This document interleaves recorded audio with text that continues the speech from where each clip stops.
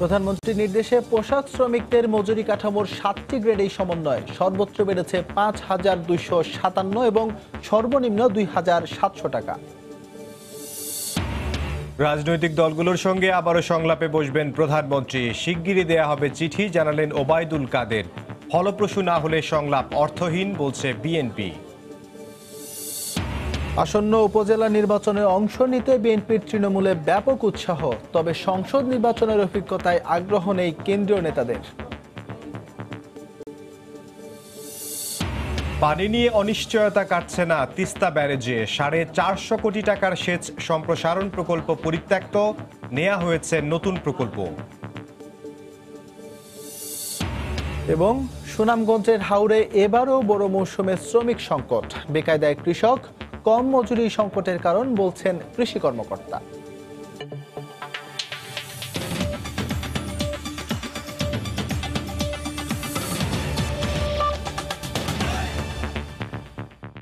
দেখছিলেন শিরোনাম। বাংলার সময়ের সঙ্গে আছে আমি ইমদাদুল হক এবং আমি এস.এম. ইকবাল।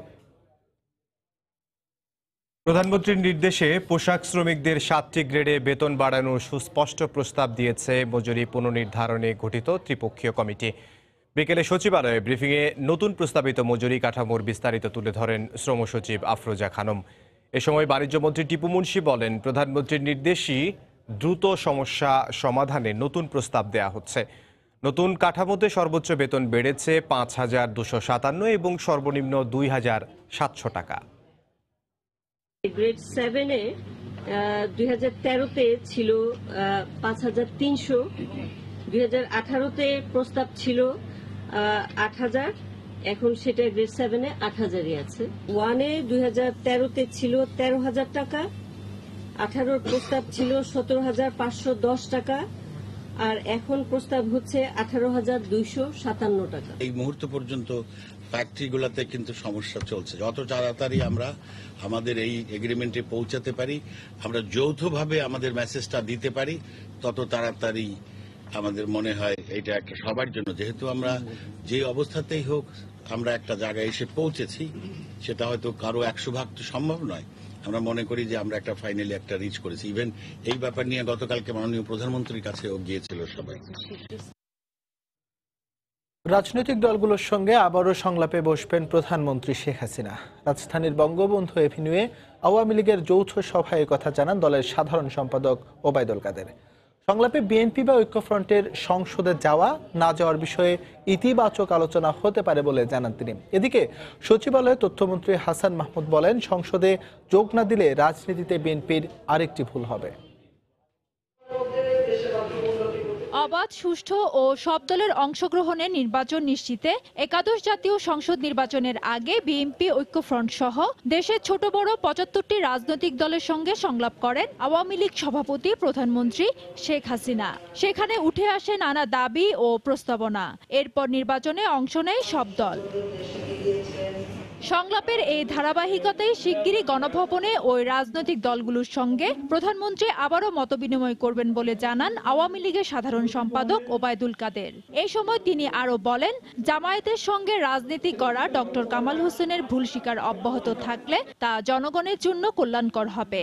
যাদের সাথে সংলাপ হয়েছে তাদেরকে তিনি আবার আমন্ত্রণ করবেন, তাদেরকে আহ্বান করবেন, নিমন্ত্রণ করবেন, তাদের সাথে কিছু মত বিনিময় করবেন। কামাল হোসেন সাহেব যদি বলেন জামাত বিএনপির সঙ্গে ছিল এটা এবং এ ধরনের নির্বাচন ঐক্যফ্রন্ট করা ভুল হয়েছে, তো সে ভুল স্বীকার করে এই স্বীকারোক্তিটা অব্যাহত থাকলে দেশবাসী খুশি হবে। জামায়াতকে সঙ্গে নিয়ে রাজনীতি করার ব্যাপারে ডক্টর কামাল হোসেনের ভুল স্বীকারকে সাধুবাদ জানিয়েছেন তথ্যমন্ত্রী ডক্টর হাসান মাহমুদ। সকালে সচিবালয়ে তথ্য মন্ত্রণালয় ও এর আওতাধীন অধিদপ্তর ও সংস্থাগুলোর কর্মকর্তার সঙ্গে সমন্বয় বৈঠকে এ কথা বলেন তিনি। জামাতকে সাথে নিয়ে নির্বাচন করাটা ভুল ছিল, তিনি সেই ভুল উপলব্ধি করতে পেরেছেন এবং এজন্য তাকে ধন্যবাদ জানাই। নির্বাচনের ক্ষেত্রে পদে পদে ভুল করেছেন, সেটি তারা স্বীকার করে নিয়েছেন এবং এই ভুল স্বীকারোক্তির মাধ্যমে আমি মনে করব তারা জামাতকে পরিত্যাগ করবেন এবং ডক্টর কামাল হোসেন জামাতকে যদি বিএনপি পরিত্যাগ না করে তাহলে তিনি চূড়ান্ত সিদ্ধান্ত গ্রহণ করবেন, সেটি আশা করি। এছাড়া বিএনপি সংসদে যোগ না দিলে আরেকটি ভুল করবে বলেও মন্তব্য করেন তথ্যমন্ত্রী। পরিবর্তন হয়ে গেছে। ফেরদৌস লিপি, সময় সংবাদ, ঢাকা। নির্বাচনের আগে প্রধানমন্ত্রীর সঙ্গে রাজনৈতিক দলগুলোর সংলাপ নির্বাচন এবং নির্বাচনী প্রক্রিয়ায় কোনো সুফল বয়ে আনেনি মন্তব্য করে বিএনপির স্থায়ী কমিটির সদস্য আমির খসরু মাহমুদ চৌধুরী বলেছেন, ফলপ্রসূ না হলে বারবার সংলাপ করে লাভ নেই। আবারও সংলাপে বসার বিষয়ে প্রতিক্রিয়ায় সময় সংবাদকে একথা জানান তিনি। সংলাপের ফলাফল তো আমরা দেখেছি, কোনো প্রতিফলন তো দূরের কথা, সেই সংলাপের কারণে দেশের গণতন্ত্র তোমার নির্বাচনী প্রক্রিয়াতে কোনো ধরনের সুফল বয়ে এনেছে এটা তো কেউ দেখতে পারেনি। সংলাপের তো প্রয়োজন নাই, দেশে তো একটা সংবিধান আছে, সংবিধানে মৌলিক অধিকার দেওয়া আছে, ভোটাধিকার দেওয়া আছে, তার বাক স্বাধীনতা দেওয়া আছে, আইনের শাসন দেওয়া আছে। এগুলোর থেকে ব্যর্থ ঘটিয়ে আপনি সংলাপ করে কি অর্জন করতে চাচ্ছেন? কোনো লাভ তো নাই। দেশ তো কিছু পায়নি সংলাপ থেকে, যেটা পেয়েছে যে নির্বাচন, এটা লজ্জাকর একটা অবস্থার সৃষ্টি হয়েছে। আগামী মার্চের উপজেলা পরিষদ নির্বাচনে অংশ নিতে বিএনপির তৃণমূলে ব্যাপক উৎসাহ দেখা গেলেও বিপরীত অবস্থানে দলটির কেন্দ্রীয় নেতৃত্ব। সম্প্রতি অনুষ্ঠিত সংসদ নির্বাচনের অভিজ্ঞতা থেকে দলটির শীর্ষ নেতারা আর উপজেলা নির্বাচনে যেতে আগ্রহী নন। কিন্তু তৃণমূলের নেতারা বলছেন, স্থানীয় নির্বাচনের জয় ঘরে তোলার জন্য পূর্ণ প্রস্তুতি রয়েছে তাদের। জাতীয় নির্বাচন শেষে গত সপ্তাহে নির্বাচন কমিশন উপজেলা নির্বাচন নিয়ে তাদের প্রস্তুতির কথা জানান দেওয়ার পর থেকেই তৃণমূলের বিএনপিতে শুরু হয়েছে উৎসাহের জোয়ার। এক্ষেত্রে তারা সর্বশেষ সংসদ নির্বাচন নয়, হিসাব কষছেন 5 বছর আগের উপজেলা নির্বাচনে তাদের ভোটের প্রাপ্তিকে। আমি গত নির্বাচনে আমার প্রতিদ্বন্দ্বী প্রার্থী আওয়ামী লীগ প্রার্থী থেকে প্রায় 50,000 ভোট ব্যবধানে নির্বাচিত হয়েছি এবং একই সাথে গত 5 বছর দৃঢ়তার সাথে, স্বচ্ছতার সাথে উন্নয়ন কর্মকাণ্ড পরিচালনা করেছি। দল যদি নির্বাচনে যাওয়ার সিদ্ধান্ত নেয় এবং মনোনয়ন দেয়, আমি অবশ্যই নির্বাচন করব। তৃণমূল পর্যায়ে কোনো নির্দেশনা এখনও আসেনি। বিএনপি কেন্দ্রীয় কমিটি যখন নির্বাচনের সিদ্ধান্ত নেবে, যদি তারা নির্বাচন করে আমরা করব, আর যদি কেন্দ্র নির্বাচন না করে আমরা করার কোনো কারণ নেই। আমরা মানসিকভাবে প্রস্তুত আছি প্রার্থী হিসেবে। আমার জানা মতে আমি বাগমারাতে যেমন মানসিকভাবে প্রস্তুত আছি, এইভাবে রাজশাহী জেলার অন্যান্য উপজেলায় সকল প্রস্তুত আছে। কিন্তু তৃণমূলের এই হিসাব নিকাশ মানতে পারছেন না কেন্দ্রীয় নেতৃত্ব। তাদের ভাষায় সম্প্রতি অনুষ্ঠিত সংসদ নির্বাচনে যা হয়েছে, আসন্ন উপজেলা নির্বাচনে তা থেকে ভিন্ন কিছু হবে না। বাংলাদেশে তো নির্বাচন বলে কিছু নাই এই মুহূর্তে। যেখানে নির্বাচন বলে কিছু নাই, সেখানে নির্বাচনে অংশগ্রহণের বিষয়টা আলোচনার থেকে শোনা। গ্রহণযোগ্য নির্বাচন ব্যবস্থা প্রতিষ্ঠার বিষয়টিকেই জরুরি হিসেবে দেখছেন কেন্দ্রের নেতারা।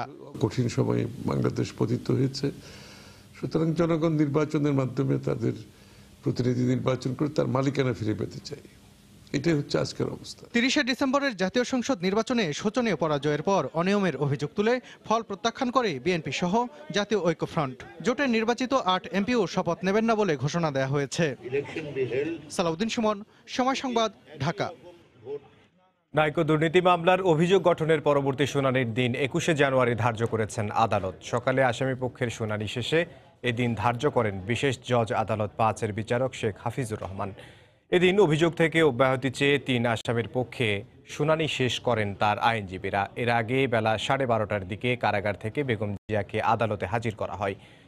কানাডীয় কোম্পানি নাইকোর সঙ্গে ফেনী, কামতা ও ছাতক গ্যাস ফিল্ড নিয়ে অস্বচ্ছ চুক্তির কারণে রাষ্ট্রের প্রায় 13,077 কোটি টাকা ক্ষতির অভিযোগে 2007 সালে বেগম জিয়া সহ 11 জনের বিরুদ্ধে মামলাটি করে দুদক। একই অভিযোগে 2টো মামলা হয়েছে, ওই মামলাটা খারিজ হয়ে গেছে। এই মামলাটা অবশ্যই রাজনৈতিক কারণে ওনাকে আমাদেরকে অপদস্থ করার জন্য এই মামলাটা খারিজ করে না, অথচ একই চার্জশিট, একই এফআইআর, একই রকমের অভিযোগ দুটোতেই ছিল। এই কথাটা ঠিক না যে ওনারা বিগত সরকারের যে দেওয়া যে তথ্য এবং বক্তব্য ওনারা সঠিকভাবে পালন করেছেন, বরঞ্চ ওনারা ওনাদের সময়ে ফ্রেমওয়ার্কের বাইরে জয়েন্ট ভেঞ্চার এগ্রিমেন্ট করেছেন এবং যে সমস্ত পদ্ধতি, সুইচ চ্যালেঞ্জিং পদ্ধতি থেকে যে সমস্ত পদ্ধতি দেওয়া হয়েছিল সেই সমস্ত পদ্ধতির বাইরে ওনারা কাজ করেছেন। বাংলা সময় আরও থাকছে। ঝিনাইদহে ট্রাক চাপায় স্কুল ছাত্র নিহত, বিক্ষুব্ধ শিক্ষার্থীদের সড়ক অবরোধ, সারা দেশে আলাদা দুর্ঘটনায় আরও 7 জনের মৃত্যু।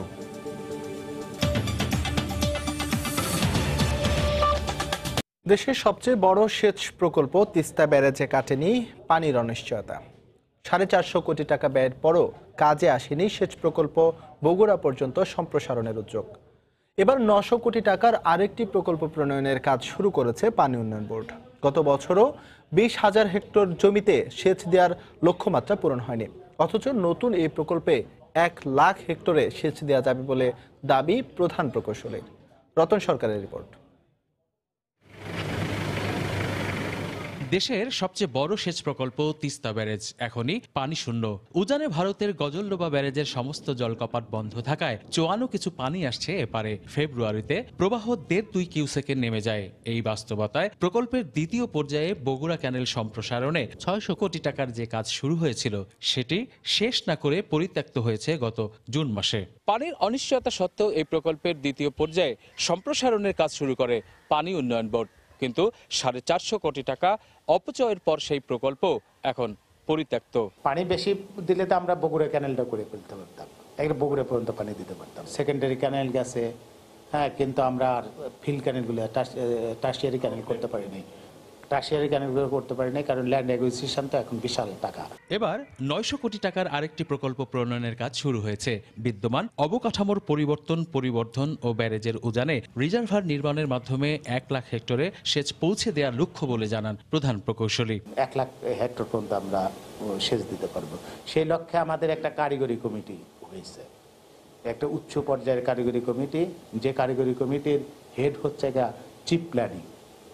সে কারিগরি কমিটি কাজ করছে। আর বিষয়টিকে ভালোভাবে নিচ্ছে না তিস্তা বাঁচাও আন্দোলনের সংগঠকেরা। এরকম করে গণমানুষের অর্থের অপচয়ের মধ্য দিয়ে যদি সত্যিকার অর্থে সেটি রাষ্ট্রের কোনো কাজে না আসে, সেটা আমাদের জন্য অত্যন্ত দুঃখজনক। আশঙ্কা আছে যে একইভাবে আবার এখানে অর্থের অপচয় হয় কিনা।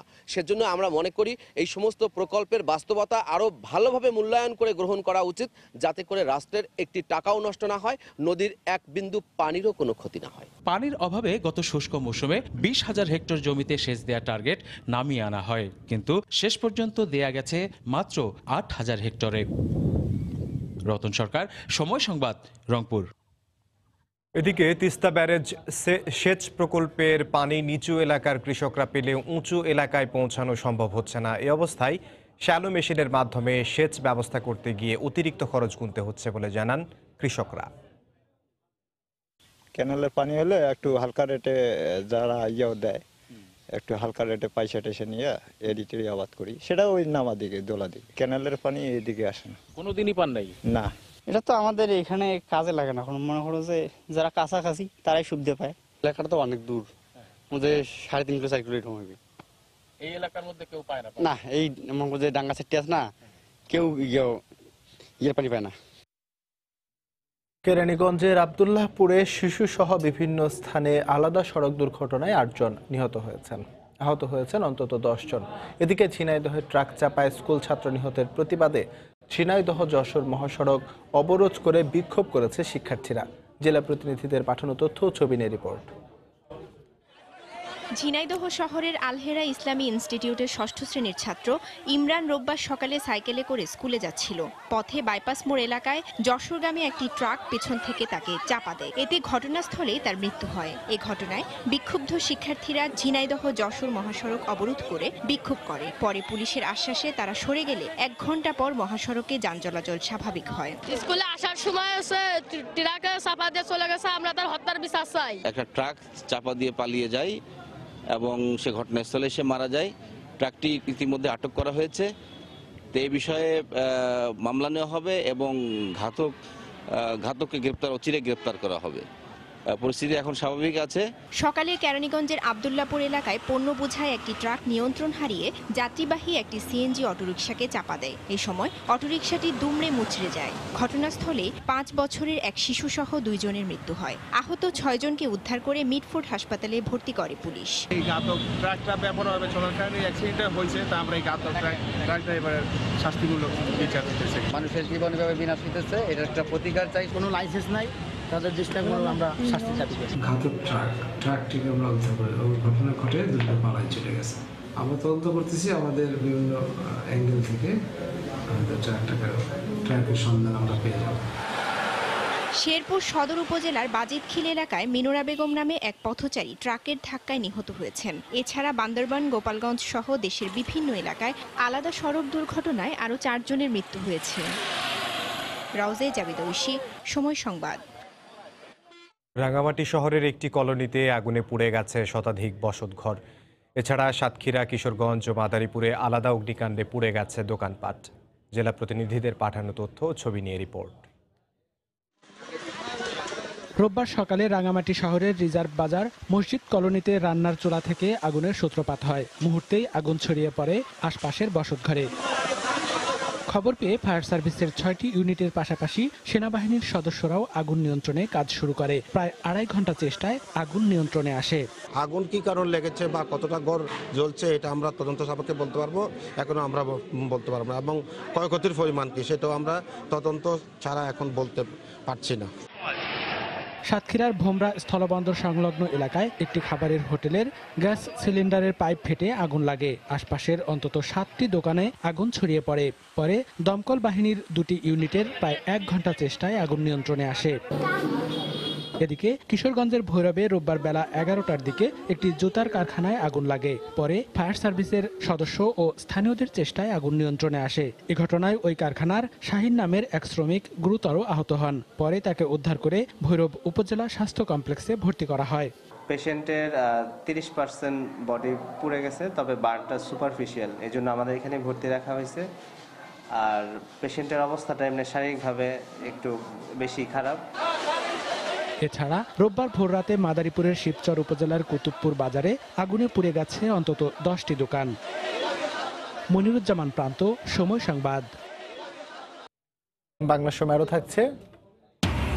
দখল, দূষণ ও নাব্য সংকটে সংকুচিত হয়ে পড়েছে নারায়ণগঞ্জের অধিকাংশ নদীর গতিপথ। নৌযান চলাচলে বাধা, অনিয়ম রোধে ব্যবস্থা নেয়ার তাগিদ। ঠান্ডা বাতাস ও কনকনে শীতে বিপর্যস্ত উত্তরাঞ্চল সহ দেশের বিভিন্ন এলাকার স্বাভাবিক জনজীবন। অনেক বেলা পর্যন্ত ঘন কুয়াশায় ঢাকা থাকছে চারপাশ। হাসপাতালে বাড়ছে ঠান্ডাজনিত রোগে আক্রান্তের সংখ্যা। আগামী কয়েকদিনের মধ্যে শৈত্যপ্রবাহের পূর্বাভাস দিয়েছে আবহাওয়া অফিস। ঠাকুরগাঁওয়ে গত কয়েকদিন ধরে বেড়েই চলেছে শীতের তীব্রতা। ঘন কুয়াশায় ঢাকা পড়ে চারদিক। বেলা বাড়ার পরেও দেখা মেলে না সূর্যের। রাস্তায় হেডলাইট জ্বালিয়ে চলাচল করে যানবাহন। তবে জীবিকার তাগিদে শীত উপেক্ষা করে কাজের সন্ধানে বের হতে হয় দিনমজুরদের। শীতে আমরা রিক্সা চালাতে পারতেছি না, গাড়ি বের করতে পারতেছি না, হাতের মোজা, পায়ের মোজা ছাড়া বাইরে হওয়া যায় না। পঞ্চগড়ে কনকনে ঠান্ডায় খুব বেশি প্রয়োজন ছাড়া কেউ ঘর থেকে বের হচ্ছেন না। পরিবার পরিজন নিয়ে বিপাকে পড়েছেন ছিন্নমূল মানুষ। রাস্তার পাশে খড়কুটো জ্বালিয়ে শীত নিবারণের চেষ্টা করেন অনেকেই। এত ঠান্ডা যে আমরা হাঁটতে পারতেছি না, হাত পা জড়ো হয়ে আসে। প্রচুর কুয়াশা এবং ঠান্ডা। রংপুরের হাসপাতালগুলোতে বাড়ছে জ্বর, সর্দি, কাশি ও নিউমোনিয়া সহ ঠান্ডাজনিত রোগে আক্রান্তের সংখ্যা। এর মধ্যে শিশু ও বৃদ্ধের সংখ্যাই বেশি। ঠান্ডার কারণে তো যে হয়েছে পায়খানা, বমি, শ্বাস প্রশ্বাসের সমস্যা আছে, মানে ধারণা করছি নিউমোনিয়া। রাজশাহীতে ভোর 6টায় 11.0 ডিগ্রি সেলসিয়াস তাপমাত্রা রেকর্ড করা হয়েছে। আগামী কয়েকদিনের মধ্যে শৈত্যপ্রবাহের কথা জানিয়েছে আবহাওয়া অফিস। গত কয়েকদিন থেকে তাপমাত্রা 2-1 ডিগ্রি করে আপ ডাউন করতেছে। সামনের সপ্তাহে বা কয়েকদিনের মধ্যে একটা শৈত্যপ্রবাহ হওয়ার সম্ভাবনা আছে। ঠান্ডা বাতাসের কারণে চুয়াডাঙ্গায় শীত অনুভূত হচ্ছে বেশি। কুয়াশায় ঢাকা থাকে রাস্তা ও মাঠঘাট। এতে দুর্ভোগে পড়েছে শিশু ও বৃদ্ধরা। ওয়াহিদা স্বপ্না, সময় সংবাদ। সুনামগঞ্জের হাওর এলাকায় বোরো মৌসুমে ধানের আবাদ শুরু হয়েছে, তবে শ্রমিক সংকটের কারণে বেকায়দায় পড়েছেন কৃষকেরা। বেশি টাকা দিতে হচ্ছে তাদের। অন্যান্য খরচও বাড়ায় চাষাবাদের খরচ বেড়ে গেছে। জেলার শীর্ষ কৃষি কর্মকর্তা বলছেন, মজুরি কম হওয়ার পাশাপাশি এবার হাওরে ব্যাপকভাবে আবাদ হওয়ায় শ্রমিক সংকট দেখা দিয়েছে। সুনামগঞ্জ প্রতিনিধি হিমাদ্রি শেখর ভদ্রের পাঠানো তথ্য, ছবি নিয়ে রিপোর্ট। হাওর বেষ্টিত সুনামগঞ্জের একমাত্র অর্থকারী ফসল বোরো মৌসুমের ধান। জেলার ছোট বড় 2 শতাধিক হাওরে ধান চাষে ব্যস্ত কৃষকেরা। জেলা কৃষি বিভাগ জানায়, চলতি মৌসুমে সদরসহ 11টি উপজেলায় 2,17,535 হেক্টর জমিতে আবাদের লক্ষ্যমাত্রা ধরা হয়েছে। এ পর্যন্ত আবাদ হয়েছে 1,63,000 হেক্টরে। প্রতি হেক্টরে জমিতে ধানের চারা রোপণে একদিনে 28 জন কৃষি শ্রমিকের দরকার হয়। গেলবার সরকারের সহযোগিতায় কৃষিতে ভর্তুকি পেয়ে ধান কেটে ঘরে তুলতে পারলেও এবছর তারা পুঁজি সংকটে ভুগছেন। উচ্চ মূল্যে কৃষি উপকরণ ও শ্রমিকের যোগান দিতে কৃষকেরা হিমশিম খাচ্ছেন। এ অবস্থায় স্কুলের শিক্ষার্থীরা ধানের চারা রোপণে মাঠে নেমেছে। নবীন প্রবীণ সবাই এখন চাষাবাদে ব্যস্ত। ধান এক মন বেচলো সার কিনা যায় না এক বস্তা। যেখানে 10 জন শ্রমিকের দরকার ওইখানে 4 জন 5 জন পাওয়া যাইতেছে না। আগে 250 রোজ কামলা 300 রোজ কামলা লাগে। আমি স্কুলে পড়ি, স্কুলের ফাঁকে ফাঁকে কাজ করি। জেলার শীর্ষ কৃষি কর্মকর্তা বলছেন, চলতি বোরো মৌসুমে হাওরে ব্যাপকভাবে আবাদ হচ্ছে, আর মজুরি কম হওয়ায় শ্রমিক সংকট দেখা দিয়েছে। বোরো মৌসুমে আমাদের বীজে কোনো সমস্যা হয় না, সংকট হয় নাই, এবং আমরা আজ পর্যন্ত আমার কাছে যে রিপোর্ট আছে আমাদের সারেরও পর্যাপ্ত সরবরাহ আছে। জেলায় মোট 2,82,145 হেক্টর আবাদযোগ্য কৃষি জমি রয়েছে। তার মধ্যে এক ফসলি জমির পরিমাণ 1,62,459 হেক্টর। সময় সংবাদ, সুনামগঞ্জ। ধানের ভরা মৌসুমে দেশের বৃহত্তম চালের মোকাম কুষ্টিয়ার খাজানগরে অস্থির হয়ে উঠেছে চালের বাজার। গত এক সপ্তাহে বেড়েছে সব ধরনের চালের দাম। 50 কেজি মোটা চালের বস্তা 1,700 টাকা থেকে বেড়ে হয়েছে 2,050 টাকা। মিনিকেট চাল 50 কেজির দাম 2,200 টাকা থেকে বেড়ে দাঁড়িয়েছে 2,500 টাকা। মিল মালিকরা জানান, জেলার ধানের বাজারে দাম বাড়ার কারণে খুচরা পর্যায়ে বেড়েছে চালের দর। চাল কিনতে এসে বিপাকে পড়েছেন প্রান্তিক ক্রেতারা। তবে জেলার হাটগুলোতে ধানের আমদানি বেশি হওয়ায় কমতে শুরু করেছে ধানের দাম। কয়েকদিনের মধ্যেই চালের দাম কমতে শুরু করবে বলে জানান কুষ্টিয়ার চাল মিল মালিকরা।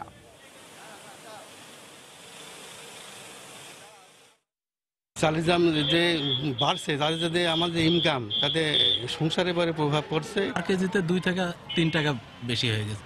মিনিকেট চাল 48 টাকা বেচছিলাম, বর্তমানে 50 থেকে 52 টাকা পর্যন্ত বেচছি। কাজললতা 40 টাকা বেচছিলাম, এখন 42 টাকা বেচছি। কয়েকদিন ধরে ধানের বাজার একটু বৃদ্ধি হওয়ার কারণে চাউলের বাজার একটু বৃদ্ধি হয়েছিল। তবে এখন ধানের বাজার বৃদ্ধি হওয়ার কারণে কৃষকরা ধান বেচার জন্য একটু আগ্রহ প্রকাশ বেশি দেখা গিয়েছে। এখন এই আগ্রহ প্রকাশ বেশি দেখার কারণে কিন্তু এখন বাজারে অ্যাভেলেবেল ধান আমরা পাচ্ছি। এখন আর আশা করা যায় আগামীতে চাউলের বাজার বাড়বে না। শিক্ষা নিশ্চিতের পাশাপাশি প্রতিবন্ধীদেরকে সমাজের মূল স্রোতে ফেরানোর লক্ষ্যে নীতিমালা প্রণয়নের কাজ চলছে বলে জানিয়েছেন সমাজ কল্যাণ মন্ত্রী নুরুজ্জামান আহমেদ। দুপুরে লালমনিরহাটে বিভিন্ন শ্রেণী পেশার মানুষের সঙ্গে মতবিনিময় অনুষ্ঠানে একথা বলেন তিনি। নীতিমালা অনুমোদন পেলেই সারা দেশে প্রতিবন্ধী স্কুলের বিষয়ে সিদ্ধান্ত নেওয়া হবে বলেও জানান মন্ত্রী। প্রতিবন্ধী সন্তান, প্রতিবন্ধী মানুষের জন্য যে কর্মকাণ্ডগুলি তিনি সূচিত করেছেন, বাস্তবায়িত করে যাচ্ছেন। ইতিমধ্যে নীতিমালা করেছি এবং এই নীতিমালাটি মাননীয় প্রধানমন্ত্রীও তিনি দেখেছেন। নতুন মন্ত্রিসভা শুরু হলে পরে, এটা মন্ত্রিসভায় পাশ হলে পরে আগামী দিনে প্রতিবন্ধী স্কুলের ব্যাপারে আমরা একটা সিদ্ধান্ত নিতে পারি। অবৈধ দখল, দূষণ ও নাব্য সংকটে সংকুচিত হয়ে পড়েছে নারায়ণগঞ্জের সবগুলো নদীর গতিপথ। ফলে নৌযান চলাচলে বাধা সৃষ্টি হচ্ছে। সংশ্লিষ্টদের মতে নদীপথের অনিয়ম রোধে ব্যবস্থা নেওয়া সহ নদীগুলোর ঐতিহ্য ফিরিয়ে আনা দরকার। অবশ্য বিআইডব্লিউটিএ বলছে নদীগুলোকে রক্ষায় সরকার নানা ধরনের পদক্ষেপ নিচ্ছে। শওকত আলী সৈকতের পাঠানো তথ্য, আব্দুল্লাহ আল মামুনের ছবি নিয়ে রিপোর্ট। বাণিজ্যিক নগরী নারায়ণগঞ্জের প্রাণকেন্দ্রে গড়ে ওঠা নদীবন্দরের সাথে চট্টগ্রাম, মোংলা ও পায়রা সমুদ্র বন্দর সহ দেশের বিভিন্ন নৌপথে সংযোগ রয়েছে। তবে নাব্য সংকট, নদী দখল ও দূষণের কারণে নৌপথ সংকুচিত হয়ে নৌযান চলাচলে বাধা সৃষ্টি হচ্ছে। শীতলক্ষ্যা, বুড়িগঙ্গা, ধলেশ্বরী, ব্রহ্মপুত্র ও মেঘনা নদীর দুপাশে বিভিন্ন শিল্প ও ব্যবসা প্রতিষ্ঠান গড়ে ওঠায় নদীপথ ছোট হয়ে যাচ্ছে। এছাড়া বিভিন্ন পয়েন্টে অবৈধভাবে নদী ভরাট করে দখল করে নিচ্ছে ভূমিদস্যুরা। ফলে কমছে নদীপথে যাত্রী ও নৌযানের সংখ্যা। ব্যবসার ক্ষেত্রে নদীর দখল করে রাখছে। অনেক সময় কিনার দিয়া চাইপা যেতে হইলে চাইপা যাইতে পারতাছি না। নদীর পানি অনেক পরিষ্কার ছিল, অনেক ধরনের মাছ ছিল। বলগেট আপ ডাউন করতে পারে না, নদী আগে অনেক ছোট হয়ে গেছে। এ অবস্থায় দখল, শিল্প ও কারখানার দূষণ এবং নাব্য সংকট সমাধান সহ নদীপথে স্বাভাবিক অবস্থা ফিরিয়ে আনার দাবি জানিয়েছেন বিভিন্ন সংগঠনের নেতারা। আমাদের নৌযান, আমাদের যাত্রীবাহী লঞ্চ, এগুলি যদি সুন্দর মতো আমরা চলাফেরা করতে পারি, সেজন্য সরকারের কাছে আবেদন আমাদের নদী খনন দূষণমুক্ত এবং দখলমুক্ত নৌপথ আমরা শ্রমিকরা আমরা চাই। আমরা বর্তমান সরকারের কাছে বিনীত অনুরোধ জানাই, তিনি যেন প্রত্যেকটা নদীর গতিপথ ঠিক রাখার এবং নাব্যতা ঠিক রাখার ব্যাপারে একটু সদয় দৃষ্টি দেন। অবশ্য সমস্যা সমাধানের আশ্বাস দিয়ে নাব্য সংকট ও দখলমুক্ত সহ নারায়ণগঞ্জের নদীগুলোকে রক্ষার ব্যাপারে সরকারের নানা পরিকল্পনার কথা জানালেন BIWT এর কর্মকর্তা। নাব্যতা সংকট দূরীভূত করার জন্য নৌপরিবহন মন্ত্রণালয়ের আওতায় প্রায় 53টা নদীতে খনন কার্যক্রম সরকার হাতে নিয়েছে। নারায়ণগঞ্জের যে সকল মিল কারখানা আছে তাদেরকেও ইটিপি আওতায় আনার প্রক্রিয়া গভর্নমেন্ট হাতে নিয়েছে। নারায়ণগঞ্জ নদীবন্দরকে কেন্দ্র করে জেলার 5টি নদীতে ঝুঁকি নিয়ে যাত্রীবাহী লঞ্চ, ট্রলার, তেলের ট্যাঙ্কার, পণ্যবাহী জাহাজ ও বালুবাহী যন্ত্রচালিত প্রায় 2500 নৌযান প্রতিদিন চলাচল করে। সময় সংবাদ, নারায়ণগঞ্জ। সাতক্ষীরায় নির্মাণাধীন একটি ভবন থেকে পড়ে এক শ্রমিকের মৃত্যু হয়েছে। পুলিশ জানায়, সকালে জেলা চিফ জুডিশিয়াল ম্যাজিস্ট্রেট আদালতের নির্মাণাধীন ভবনে কাজ করছিলেন নির্মাণ শ্রমিক জুয়েল। এ সময় অসাবধানতাবশত ভবনের ছাদ থেকে পড়ে যায় সে। এতে গুরুতর আহত হয় জুয়েল। পরে তাকে উদ্ধার করে সদর হাসপাতালে নেওয়া হলে কর্তব্যরত চিকিৎসক তাকে মৃত ঘোষণা করেন। নিহত জুয়েলের বাড়ি যশোর জেলার বাঘারপাড়া গ্রামে। গাইবান্ধা 3 আসনে নির্বাচনকে সামনে রেখে গণসংযোগে ব্যস্ত প্রার্থীরা। সকালে দলীয় নেতাকর্মীদের নিয়ে সাদুল্লাপুরের খোর্দকম্পুর এলাকায় গণসংযোগ করেন আওয়ামী লীগ প্রার্থী ডক্টর ইউনূস আলী সরকার। এ সময় এলাকার উন্নয়নের ধারা অব্যাহত রাখতে এবং শেখ হাসিনার হাতকে শক্তিশালী করতে নৌকা প্রতীকে ভোট চান তিনি। অন্যদিকে দুপুরে সাদুল্লাপুর শহরে গণসংযোগ করেন জাসদ মনোনীত প্রার্থী SM খাদেমুল ইসলাম খুদি। এ সময় সাধারণ মানুষের সঙ্গে কুশল বিনিময় ও ভোট চান তিনি।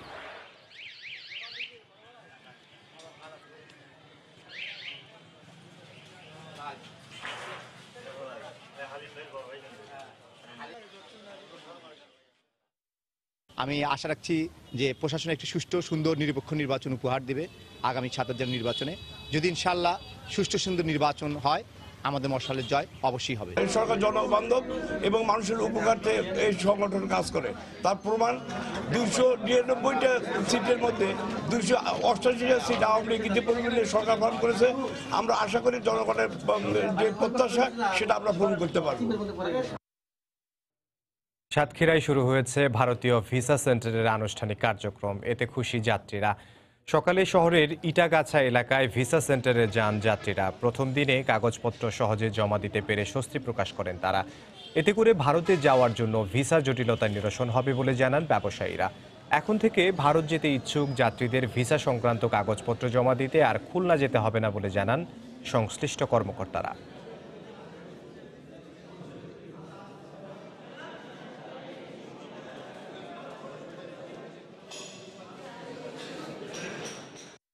সাতক্ষীরায় ভিসা অফিস হয়েছে, পাসপোর্ট অফিস হয়েছে, আমাদের আর খুলনা কিংবা যশোর যাওয়া লাগতেছে না, আমাদের সময়ও বাঁচতেছে, অর্থও বাঁচতেছে। এই জন্য আমরা সরকারকে ধন্যবাদ জানাই। এখানে পরিবেশটা খুব সুন্দরভাবে, আমাদের এখানে প্রসেসিংটা হচ্ছে, কিন্তু একটু লোকজন কম, আস্তে আস্তে হবে। খুবই আনন্দিত যে আমরা একটা ভিসা সেন্টার পেয়েছি এবং এখানে সুশৃঙ্খলভাবে খুব ভালোভাবে জমা নেওয়া হচ্ছে। নারায়ণগঞ্জে আসামি গ্রেফতারে গিয়ে এলাকাবাসীর সঙ্গে পুলিশের সংঘর্ষের মধ্যে পড়ে একজন নিহত হওয়ার কথা স্বীকার করল পুলিশ। তবে তার মৃত্যুর কারণ উদ্ঘাটনে 3 সদস্যের তদন্ত কমিটি গঠন করা হয়েছে। এদিকে সংঘর্ষের ঘটনায় 24 জনের বিরুদ্ধে মামলা হয়েছে। শনিবার রাতে বন্দর উপজেলার মদনপুরে চাঁদপুর এলাকায় স্থানীয় ইউনিয়ন পরিষদের সদস্য খলিলুর রহমানের সমর্থক ওয়ারেন্টভুক্ত আসামি দীপু ও সুজনকে গ্রেফতার করা হয়। এ সময় তাদের সহযোগীরা হামলা করে আসামিদের ছিনিয়ে নেয়। ভাঙচুর করা হয় পুলিশের 2টি গাড়ি। পরিস্থিতি নিয়ন্ত্রণে আনতে কয়েক রাউন্ড ফাঁকা গুলি ছোড়ে পুলিশ। এ সময় পুলিশ ও এলাকাবাসীর মধ্যে সংঘর্ষ বাধে।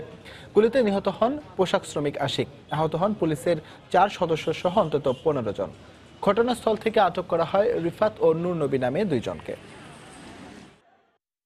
তারা যেহেতু আমাদের ওয়ারলেস সেট চিনে নেওয়ার চেষ্টা করছে, শর্টগান নিয়ে গেছে, সেক্ষেত্রে আমরা পুলিশ গুলি করছে, গুলি করে আমরা 2 জনকে অ্যারেস্ট করে নিয়েছি। সেই সঙ্গে একটা মামলা রুজু হয়েছে। বিষয়টা হচ্ছে এলাকা আধিপত্য বিস্তারকে কেন্দ্র করে 2 গ্রুপের আওয়ামী লীগের তার আধিপত্য বিস্তারকে কেন্দ্র করে এই ঘটনাটি ঘটছে। ক্লাস পরীক্ষা চালুর দাবিতে প্রশাসনিক ভবনে তালা ঝুলিয়ে দিয়েছেন দিনাজপুর হাজী মোহাম্মদ দানেশ বিজ্ঞান ও প্রযুক্তি বিশ্ববিদ্যালয়ের শিক্ষার্থীরা। সকালে বিশ্ববিদ্যালয়ের প্রশাসনিক ভবনের সামনে অবস্থান নিয়ে বিক্ষোভ করেন শিক্ষার্থীরা। এ সময় তারা সেশন জটের হাত থেকে রক্ষা পেতে ক্লাস পরীক্ষা চালুর দাবি জানিয়ে স্লোগান দেন।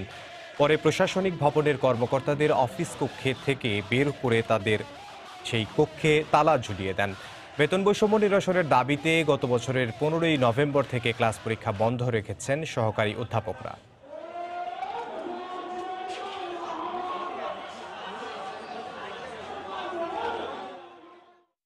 অনেকদিন ধরে আমাদের ক্যাম্পাসে বিভিন্ন রকম স্যারদের আন্দোলন হচ্ছে, সেটা সুষ্ঠু বিচার হচ্ছে না। সেই বিচার না হওয়ার কারণে দেখা গেল যে স্যাররা ক্লাস পরীক্ষা বর্জন করছে। 2014 সালের ব্যাচ আমরা, আর এখন যাচ্ছে 2019 সাল পড়লো। তো আমরা 6 বছর ধরে আটকে আছি এই ভার্সিটিতে। আমরা আবার ক্লাস পরীক্ষায় ফিরে যেতে চাই, এটাই আমাদের প্রশাসন প্লাস সকল টিচারের কাছে এটা আমাদের দাবি। বরগুনায় যুবলীগ কর্মী শামীম হত্যাকারীদের গ্রেফতার দাবিতে মানববন্ধন করেছেন এলাকাবাসী। সকালে জেলা প্রেস ক্লাবের সামনে এই মানববন্ধন করা হয়। এতে একাত্মতা ঘোষণা করেন জেলা আওয়ামী লীগ, যুবলীগ ও ছাত্রলীগের নেতাকর্মীরা। এ সময় বক্তারা জেলা যুবলীগ কর্মী শামীম সহ ইমতিয়াজ বাদশার হত্যাকারীদের অবিলম্বে আইনের আওতায় এনে দৃষ্টান্তমূলক শাস্তির দাবি জানান। গত 8 জানুয়ারি সন্ধ্যায় পূর্বশত্রুতার জেরে শামীমকে এলোপাতাড়ি কুপিয়ে পালিয়ে যায় প্রতিপক্ষের লোকজন। গুরুতর অবস্থায় উদ্ধার করে বরগুনা জেনারেল হাসপাতালে নেওয়া হলে তাকে মৃত ঘোষণা করেন চিকিৎসক।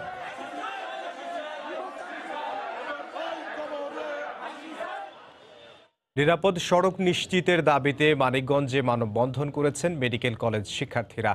দুপুরে জেলা প্রেস ক্লাবের সামনে এ মানববন্ধন অনুষ্ঠিত হয়। এতে কর্নেল মালেক মেডিকেল কলেজের শিক্ষক শিক্ষার্থীদের পাশাপাশি বিভিন্ন শ্রেণী পেশার মানুষ অংশ নেন।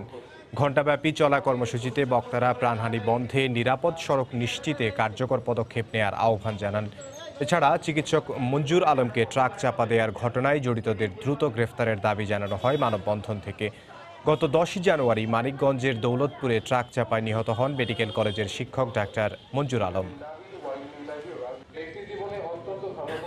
ময়মনসিংহে ডাকাত দলের গুলিতে এক পুলিশ কর্মকর্তা আহত হয়েছেন।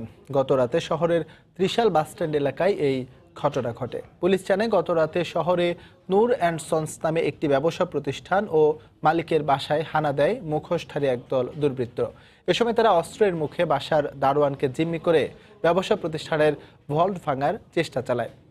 বিষয়টি টের পেয়ে চিৎকার শুরু করেন এলাকাবাসী। এ সময় টহলরত পুলিশ সদস্যরা ডাকাতদের ধাওয়া করে গুলি চালিয়ে পালিয়ে যায় ডাকাত দলের সদস্যরা। এতে কোতোয়ালি থানার সহকারী উপপরিদর্শক শাখত হোসেন আহত হন। পরে তাকে উদ্ধার করে ময়মনসিংহ মেডিকেল কলেজ হাসপাতালে ভর্তি করা হয়। হিলি ট্রেন দুর্ঘটনার ট্র্যাজেডি দিবস আজ। 24 বছর আগে 1995 সালের এই দিনে হিলি রেল স্টেশনে মর্মান্তিক ট্রেন দুর্ঘটনায় শতাধিক যাত্রী হতাহত হন। স্থানীয়রা জানান, ওই দিন রাত 9:15টার দিকে গোয়ালন্দ থেকে পার্বতীপুরগামী একটি লোকাল ট্রেন 1 নম্বর রেল লাইনে দাঁড়িয়েছিল। এ সময় কর্তব্যরত স্টেশন মাস্টার ও পয়েন্টম্যানের দায়িত্বহীনতায় সৈয়দপুর থেকে খুলনাগামী অপর একটি আন্তনগর ট্রেন একই লাইনে ঢুকে পড়ে। এতে মুখোমুখি সংঘর্ষে দুটি ট্রেনই দুমড়ে মুচড়ে যায়। 27 জন নিহত হয় এই দুর্ঘটনায়, আহত হন আরও শতাধিক। মর্মান্তিক এ দুর্ঘটনায় নিহতদের স্মরণে এবারও কালো ব্যাজ ধারণ সহ দোয়া মাহফিলের আয়োজন করেছে রেলওয়ে একতা ক্লাব।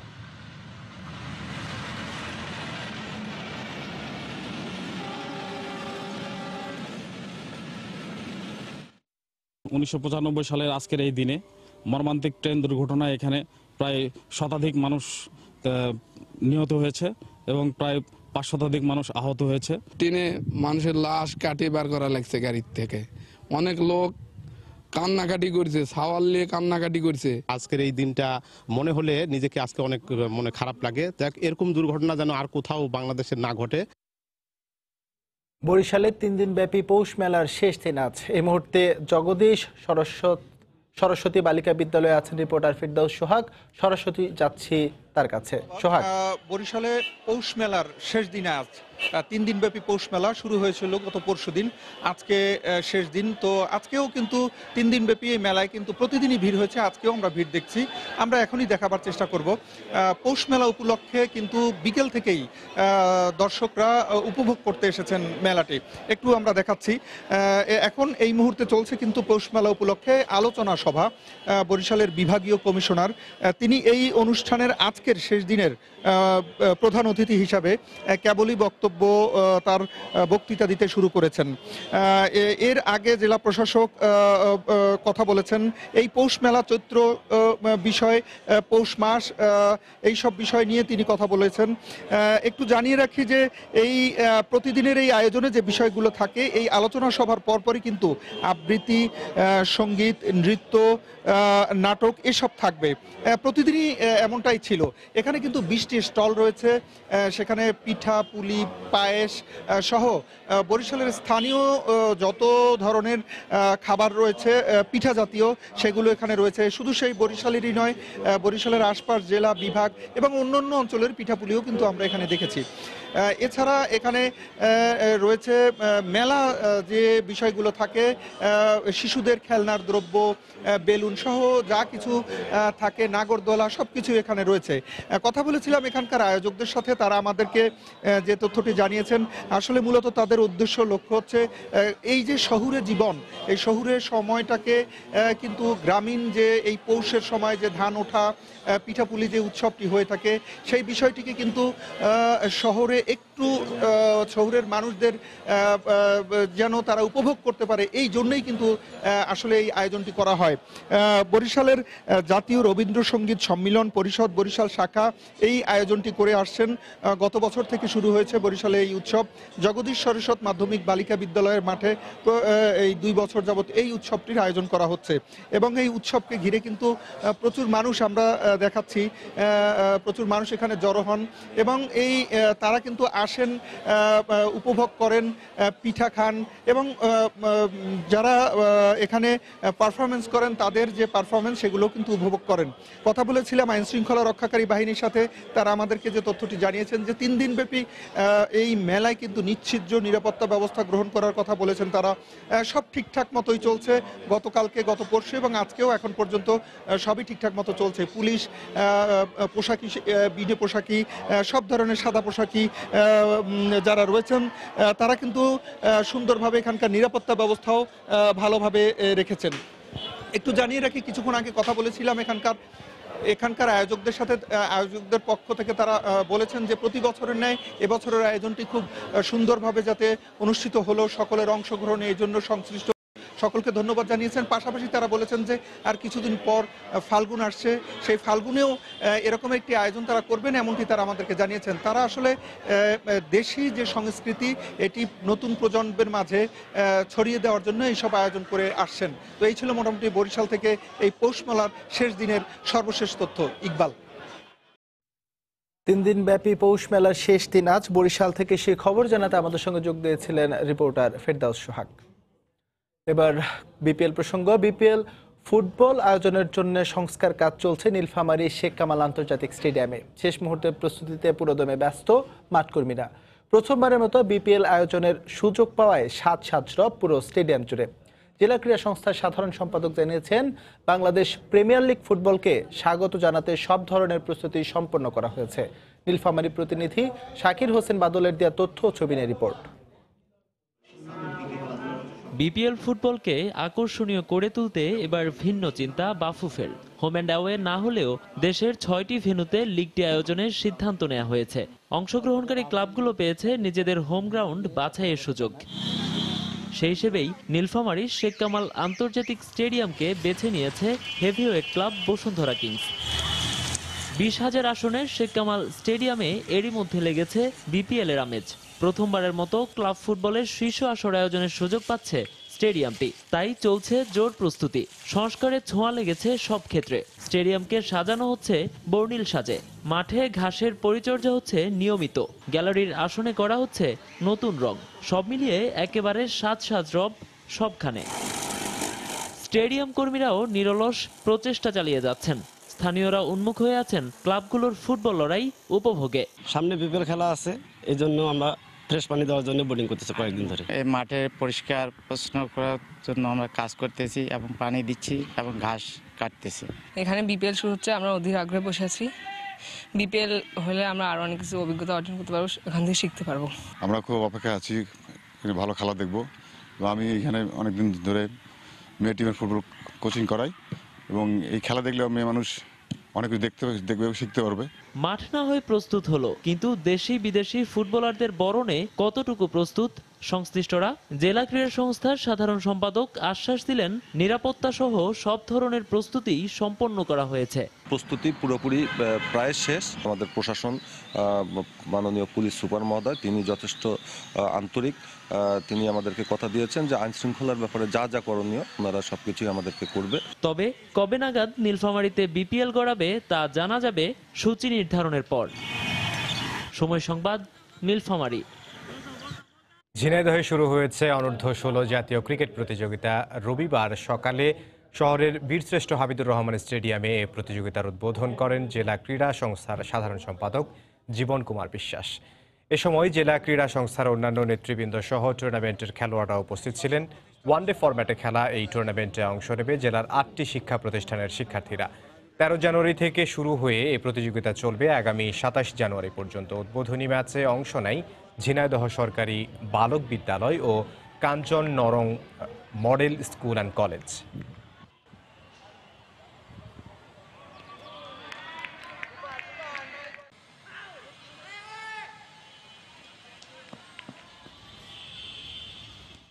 বাংলা সময়ের শীর্ষ সংবাদগুলো জানিয়ে দেব আরেকবার।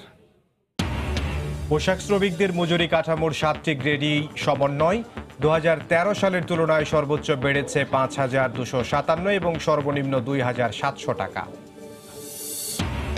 রাজনৈতিক দলগুলোর সঙ্গে আবারও সংলাপে বসবেন প্রধানমন্ত্রী। শিগগিরই দেয়া হবে চিঠি, জানালেন ওবায়দুল কাদের। ফলপ্রসূ না হলে সংলাপ অর্থহীন বলছেন বিএনপি।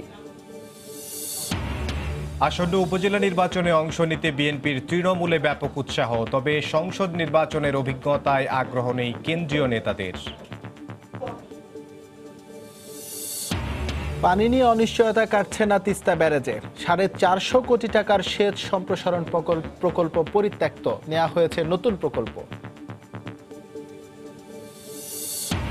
এবং সুনামগঞ্জের হাওরে এবারও বুড়ো মৌসুমে শ্রমিক সংকট, বেকায়দায় কৃষক। কম মজুরি সংকটের কারণ বলছেন কৃষি কর্মকর্তা। এই ছিল বাংলা সময়। যে কোনো খবর পেতে ভিজিট করুন সময়নিউজ.tv। আপনার মোবাইলে সময় সংবাদ দেখতেও সকল খবর পেতে ডাউনলোড করুন সময় অ্যাপ। সঙ্গে থাকুন সময়ের।